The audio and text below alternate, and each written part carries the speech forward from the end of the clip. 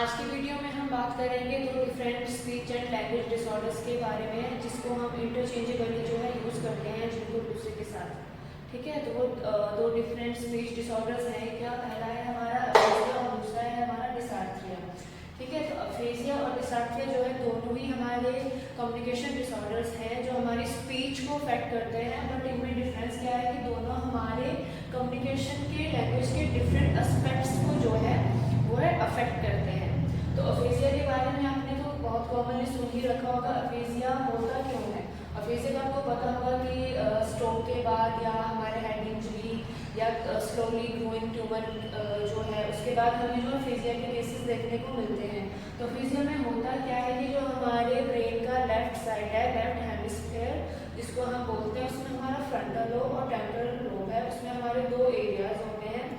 ठीक है, इसमें एक स्पीच एरिया होता है और एक लैंग्वेज एरिया होता है। स्पीच एरिया जो कि हमारा बारकोज एरिया है, ठीक है, जो हमारे स्पीच के प्रोडक्शन के लिए, एक्सप्रेशन के लिए जो है रिस्पॉन्सिबल होता है। और टेम्पोरल लोब में हमारा वर्निकेस एरिया होता है जो हमारे लैंग्वेज के प्रोडक्शन के लिए, कॉम्प्रिहेंशन के लिए, अंडरस्टैंडिंग ऑफ लैंग्वेज के लिए जो है रिस्पॉन्सिबल होता है।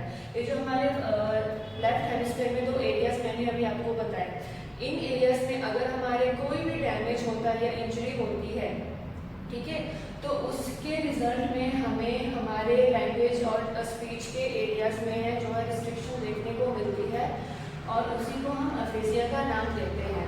अब अफेजिया को हम जो है दो ब्रॉड ग्लोबली जो है इनको दो कैटेगरीज में डिवाइड करते हैं। पहला जो होता है उसको हम कहते हैं फ्लुएंट अफेजिया और दूसरा जो रहता है हमारा उसको हम बोलते हैं नॉन फ्लुएंट अफेजिया। अब जो मैंने अभी आपको बताया, बारकोज एरिया जो हमारे स्पीच का एरिया कहलाता है और दूसरा हमारा वर्निकेस एरिया जो हमारा लैंग्वेज एरिया जिसको हम बोलते हैं, ये वही है। नॉन फ्लुएंट अफेजिया में जो है हमारा बारकोज का एरिया जो है, ठीक है, नॉन फ्लुएंट अफेजिया में हमारा होता है कि बारकोज का हमारा एरिया जो है अफेक्टेड होता है किसी भी हेड इंजरी या स्ट्रोक के बाद। उसके रीजन में रिस्पॉन्स में हमें क्या देखने को मिलता है कि जो भी अफेक्टेड पर्सन होता है, ठीक है, उसको किसी वर्ड को बोलने में प्रॉब्लम लगेगी। बहुत ही एफर्टफुल स्पीच आपको उनकी देखने को मिलती है। ऐसा लगता है कि किसी भी वर्ड को बोलने में या जो है दो सेंटेंसेस जो होते हैं उनको जोड़ने में जो है नॉन फ्लुएंट अफेजिया के केसेस में हमें ये डिफिकल्टीज देखने को मिलती है कि वो किसी भी दो सेंटेंसेस को इजीली जो है फॉर्मेशन नहीं कर पाते हैं।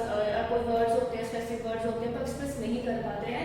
That is non fluent area aphasia, जिसको हम बारकोज अफेजिया भी बोलते हैं। दूसरा जो हमारा रहता है ये फ्लुएंट अफेजिया जो वर्निकेस एरिया है। उसमें क्या होता है कि पर्सन जो है अपनी बात को है आपको फ्रंटली बता देगा, अपनी बात जो है एक्सप्रेस कर सकता है, वर्ड्स भी बोलता है, बट वो कई बार ऐसे वर्ड्स बोलते हैं जिसका कोई मतलब ही नहीं होता, अननेसेसरी वर्ड्स बोलते हैं या फिर they are not words at all. ठीक है, मतलब वो उनकी लैंग्वेज अपने हिसाब से वो प्रॉपर बोलते हैं, सेंटेंस फॉर्मेशन भी प्रॉपर बोलते हैं, बट वो वर्ड्स कुछ ऐसे अटपटे होते हैं जो कि सामने वाले को समझ ही नहीं आते हैं। वो होता है हमारा फ्लुएंट अफेजिया। और तीसरा जो इसका टाइप रह जाता है वो रहता है हमारा ग्लोबल अफेजिया। ग्लोबल अफेजिया में क्या होता है कि ये दोनों का जो है मिक्स सिम्टम्स हमें देखने को मिलते हैं और ये बहुत ही कॉमन टाइप होता है अफेजिया का। ठीक है, तो ये तो हो गया हमारा अफेजिया और उसके टाइप्स। अगर अब मैं दूसरा बात करूँ डिसार्थ्रिया की, डिसार्थ्रिया क्या होता है? अफेजिया क्या होता है कि ये किसी पर्सन की अंडरस्टैंडिंग एक्सप्रेशन का जो है लैंग्वेज वाला एरिया जो हमारा अफेक्ट करता है। डिसार्थ्रिया में क्या होता है कि डिसार्थ्रिया हमारा अफेक्ट करता है प्रोनाउंसिएशन का, प्रोडक्शन का। ठीक है, जो भी हमारे आर्टिकुलेटर्स हैं जो स्पीच के लिए, साउंड प्रोडक्शन के लिए रिस्पॉन्सिबल होते हैं, डिसार्थ्रिया उन एरियाज को जो हमारे अफेक्ट करता है। बात करें यहाँ पे डिसार्थ्रिया के टाइप्स की, तो उसमें डिसार्थ्रिया के जो है आपको 6 जो है टाइप्स देखने को मिलते हैं, जिसमें पहला एरिया होता है हमारा फ्लैसिड डिसार्थ्रिया। फ्लैसिड डिसार्थ्रिया में क्या होता है कि हमारे जो लोअर मोटर्स हैं, पेरिफेरल्स नर्वस सिस्टम में जो हमारे लोअर मोटर हैं वो अफेक्टेड होते हैं, जिसके रिजल्ट्स में हमें जो है हमारी, आपने देखा होगा कि कई लोगों को बोलते हुए उनकी सांस बहुत फूल जाती है, या जो भी साउंड बोलते हैं वो उनकी नेजल वॉइस आती है ना। वो हमारे फ्लैसिड टाइप ऑफ डिसार्थ्रिया में हमें केसेस देखने को मिलते हैं। दूसरा हमारा जो रह जाता है वो हमारा रहता है स्पास्टिक डिसार्थ्रिया। स्पास्टिक डिसार्थ्रिया में हमारे जो है अपर मोटर्स जो है हमारे वो अफेक्ट होते हैं, जिसकी वजह से या तो बहुत ही हार्श जो है, हार्श हमारी वॉइस में मतलब बहुत ही हार्ड वॉइस आपको देखने को मिलेगी या स्टिफ वॉइस देखने को मिलेगी, वो हमारा स्पास्टिक डिसार्थ्रिया। तीसरा हमारा रह जाता है अटैक्सिक डिसार्थ्रिया। अटैक्सिक डिसार्थ्रिया में हमारा जो है सेरेबेलम जो है अफेक्टेड होता है, जिसकी वजह से हमें मोटर कोऑर्डिनेशन में, मूवमेंट में, उनको कंट्रोल करने में प्रॉब्लम आती है। ठीक है, जो हमारे स्पीच और साउंड के प्रोडक्शन में जो है हमें इसका टाइप देखने को मिलता है। चौथा हमारा रहता है हाइपर काइनेटिक और फिफ्थ हमारा रहता है हाइपोकाइनेटिक। अब हाइपर और हाइपोकाइनेटिक में दोनों में क्या होता है कि जो हमारा वेसल गैंग्लिया है वो अफेक्ट होता है, पर दोनों में होता क्या है कि हाइपर में हमारी जो है स्पीच है, हमारी फ्लुएंसी है वो हमारी स्लो हो जाती है। ठीक है, मोनोटोन सी हमारी वॉइस की जो है टोन हो जाती है। और हाइपोकाइनेटिक में या तो अनप्रिडिक्टेबल स्पीच होगी या बहुत ही जो है हम फास्ट अपने सेंटेंसेस को बोलने अगर ट्राई करते हैं, जिससे सामने वाले को कभी कभी हमारी बोली हुई चीज़ें, बातें समझ भी नहीं आती हैं, इसको हम जो है फ्लुएंसी डिसऑर्डर का नाम भी देते हैं।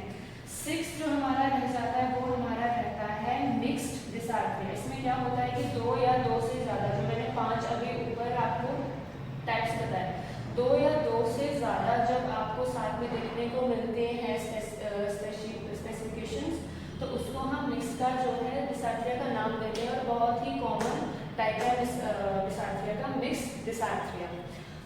अफेजिया और डिसार्थ्रिया, इनका डिफरेंस अब आपको पता चल गया होगा।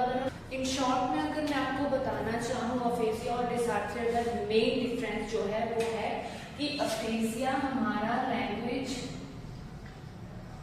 डिसऑर्डर है, रिसेप्टिव और एक्सप्रेसिव।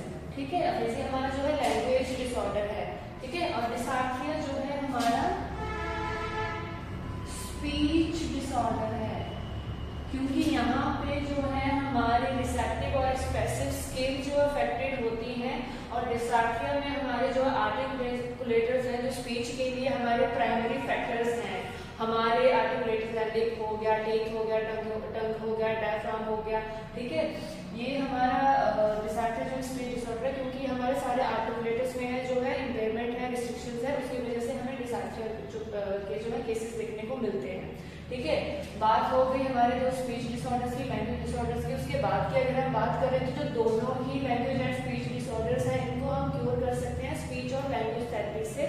अगर जो कुछ हमारे ट्रीटमेंट इन्वॉल्व रहते हैं वो रहते हैं हमारे कॉग्निटिव रिहैबिलिटेशन थेरेपीज। ठीक है, कॉग्निटिव रिहैबिलिटेशन सर्विसेज क्या है कि अफेक्टेड पर्सन की जो भी स्किल्स हैं, उसमें जो इम्पेयरमेंट आई होती है उसको हम दोबारा से रिगेन करते हैं, that is called rehabilitation services. ठीक है, तो वो हम स्पीच और लैंग्वेज थेरेपी के थ्रू कर सकते हैं, कॉग्निटिव रिहैबिलिटेशन थेरेपी के थ्रू कर सकते हैं।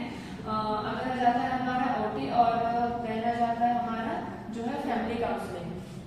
ठीक है, तो ये सब सर्विसेज जो है हमारे सेंटर में प्रोवाइड की जाती हैं। और इनसे पहले, ठीक है, प्राइमरी अगर हम बात करें तो उससे पहले असेसमेंट जो हमारी रहती है, काउंसलिंग जो हमारी रहती है, होम प्लान जो हमारा रहता है, वो हम पेशेंट्स को फ्री ऑफ कॉस्ट जो है प्रोवाइड करते हैं।